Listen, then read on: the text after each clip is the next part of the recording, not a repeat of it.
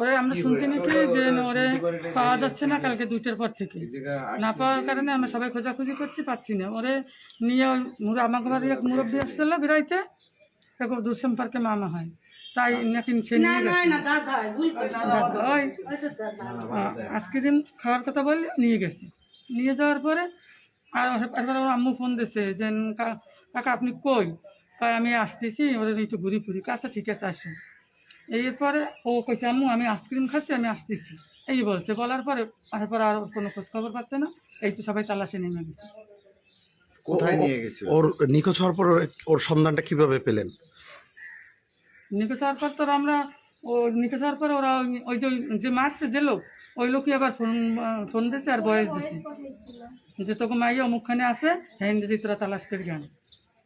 কোন জায়গায় ঘটনাটা? এটা হইলো যে হরিণটা না, ওই খেজুর বাগান। খেজুর বাগান। যে নিয়ে গেছো তার নাম কি? তার নাম হচ্ছে যে তোতা মিয়া। এই বাচ্চার মা বাবা কেউ আসছে? হ্যাঁ আসছে, বাবা আসছে। প্রিয় দর্শক, আপনারা শুনছিলেন যে এই হৃদয় বিদারক ঘটনা, যে আইসক্রিমের প্রলোভ। দূরে রাখতো সেখানে ওনাকে কালকে আমরা আমাদের খালাবাড়ির বিয়েতে এসেছিলাম, ওনাকে আমরা নিয়ে এসেছিলাম সাথে করে। এখান থেকে উনি হচ্ছে আমার মেয়েকে নিয়ে আমার বরযাত্রী থেকে আমার মেয়েকে নিয়ে উনি আইসক্রিম খাওয়ানোর কথা বলে নিয়ে গেছিলো।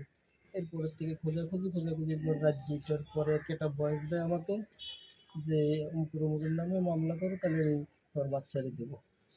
কার কার নামে মামলা করতে বলছিল? ওইটা বয়সে রয়েছে, আমি ওইটা খেয়াল নেই। আপনার সাথে কি কোনো শত্রুতা আছে শারীরিকগত? আপনার বাচ্চার গায়ে কোনো আঘাত বা নির্যাতনের বা আঘাতের কিছু কি দেখতে পেয়েছেন? আমি গলায় রশিবান্ধা অবস্থাতে আমি ওরে যখন পাইছি তখন গলায় রশিবান্ধা ছিল। এই লাশ আপনারা ওইখানে যে পাইলেন কিভাবে আপনারা জানতে পারলেন? হ্যাঁ, ও বলছে আমার আর এক বোনকে বয়স দিয়েছে একটা, যে অমুক জায়গায় রাইখে আসছে, এখান থেকে নিয়ে আসে। ও আবার আমাকে বলছে, বলার পরে আমরা তার নাম কি? ওর লোকটাকে নাম হচ্ছে তোতা মিয়া। এর বাড়ি ঘর কোথায়? আমার হচ্ছে যে মার বাড়িঘর কোথায়? বরিশাল। উনি কি এখানে আসছিল কি ওনাদের সাথে? না, উনি আসছিল আমার এখানে বেড়াতে, মানে আমার উনি জাহাজে চাকরি করে, তো বলছে যে জাহাজ মংলাতে আসছে, তা আমি খুলনাতে আসছি, তো তাদের বাসায়। মানে আপনি কি মনে করেন এই হত্যাকাণ্ডের পিছনে কি উদ্দেশ্য থাকতে পারে বা কি কারণে হত্যা করেছে? হচ্ছে যে ও একটা বিবাহ করছিল এখানে, তারা নাকি ওর থেকে কিছু টাকা পয়সা মাইরে নিয়ে গেছে, যার কারণে ও আমাকে একবারে বলছিল যে এরকম আমার কাছে টাকা নিয়ে গেছে। কিন্তু এটা যদি তোমার বৈধ কোনো প্রমাণ থাকে তাহলে তুমি সেটা নিয়ে আইনগত ব্যবস্থা নেও। এই হিসেব করে আমার এখানে আসছে। প্রিয় দর্শক, তার বাবার কাছে আমরা শুনছিলাম যে আসলে কি ঘটনা ঘটছে। সুরত হলে কি বোঝা গেছে শাহিন সাহেব একটু যদি বলতেন ঘটনাটা আপনারা কি জেনে এসেছেন এবং সুরত হল বা প্রাথমিক পর্যায়ে কি জানতে পারলেন? আমরা সুরত হল করছি, তারপরে এখন পোস্টমর্টম নিয়ে আসছি হাসপাতালে। পোস্টমর্টম শেষে বলা যাবে কি হয়েছে।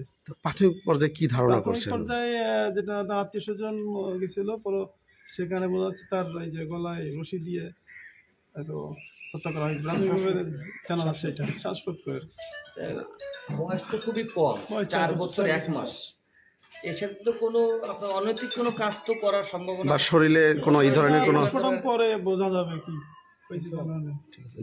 ধন্যবাদ। আমরা প্রশাসনের সাথে কথা বললাম, তারা পরিবারের সাথে কথা বলে বা